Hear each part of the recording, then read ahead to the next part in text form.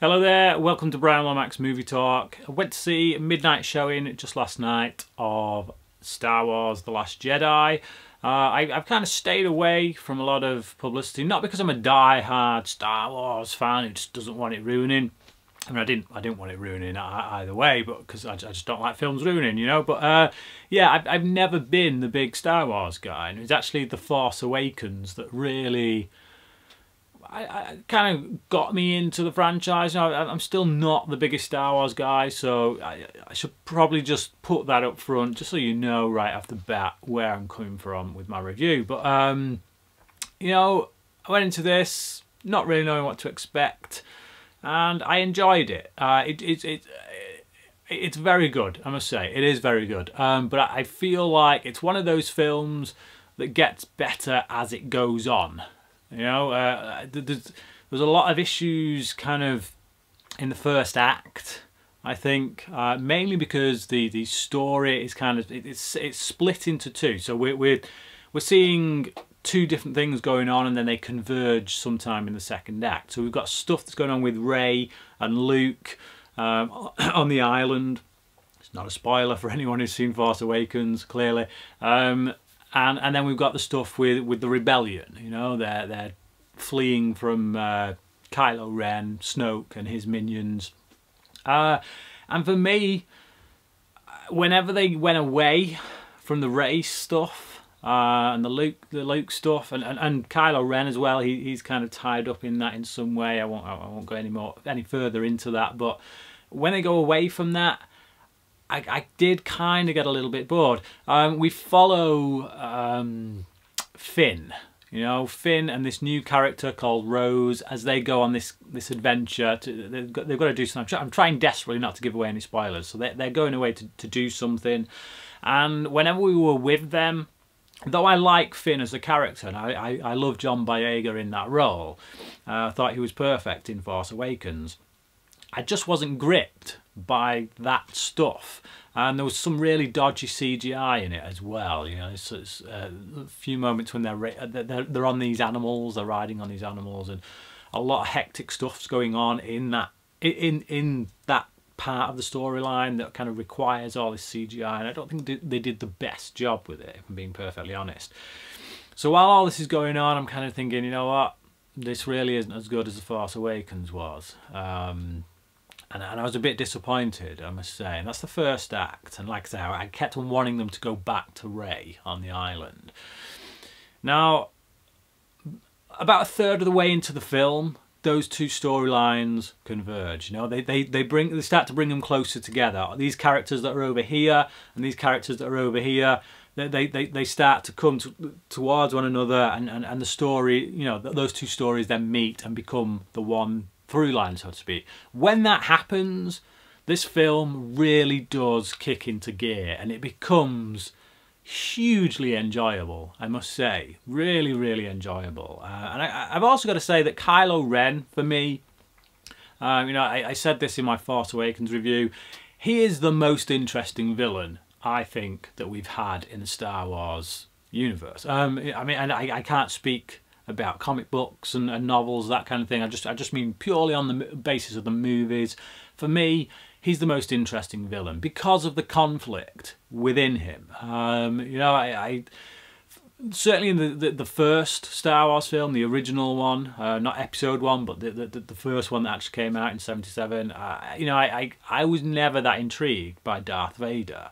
It wasn't until Empire Strikes Back, and then even more so Return of the Jedi, that we started to really see the conflict in him. Whereas with Kylo Ren, we had that right off the bat. That was the main kind of driving force behind his character, this conflict within him, you know, like these opposing forces, different father figures he's had in his life, and him going his own way. And that's very much still here in this film. There's also a really interesting, again, don't want to spoil anything, but an interesting take on the relationship between Jedi and the Force, and I won't say any more than that, but that comes from Luke, basically. So Luke gives this bit of a speech about, yeah, you know, the relationship between the Jedi and the Force and what that means, actually, if you truly understand it. And for me, it really spoke to me because, like with a lot of the Star Wars films, you know, you can go to it and just take it as just pure sci-fi, just entertainment.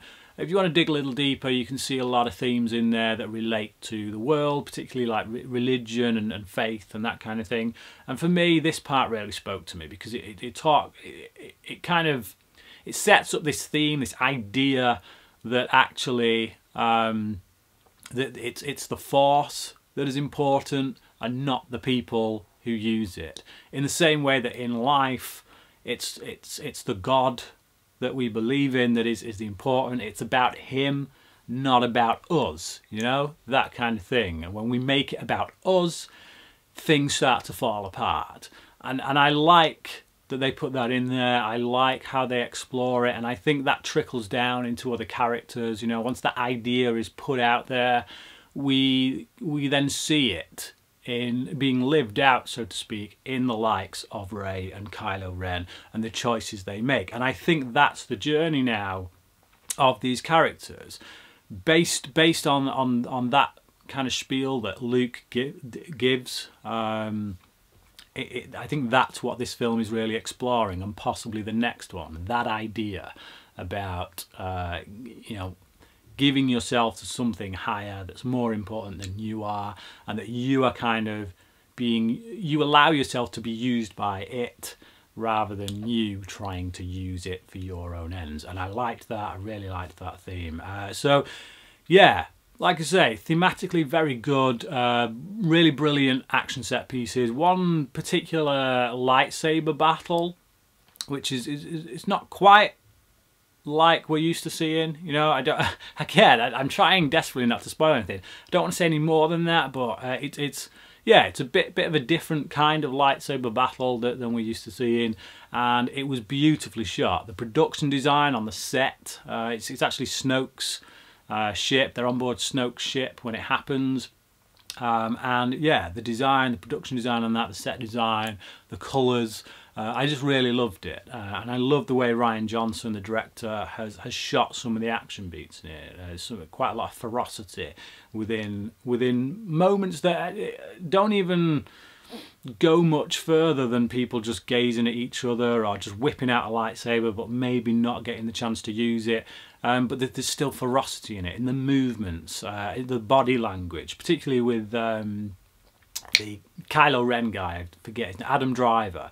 With Adam Driver, the way he expresses himself through his body, you know, the way he moves his body, I think he's a very good physical actor as well as obviously an emotional actor, you know. So yeah, like I say, Kylo Ren, very interesting villain to me. I like where they've gone with Rey's character. That I had some fears about her character as to where they might take her.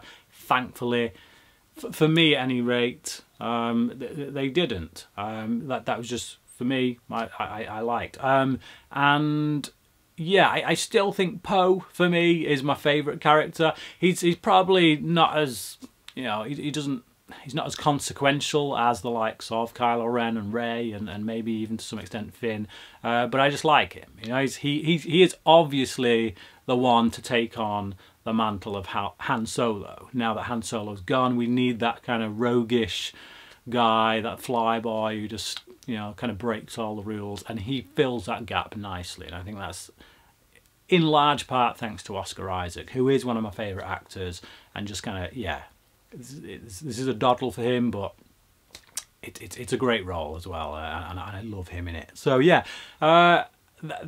that's my review. I really tried hard to not give spoilers. I apologise if there's moments that I have given a bit too much information away.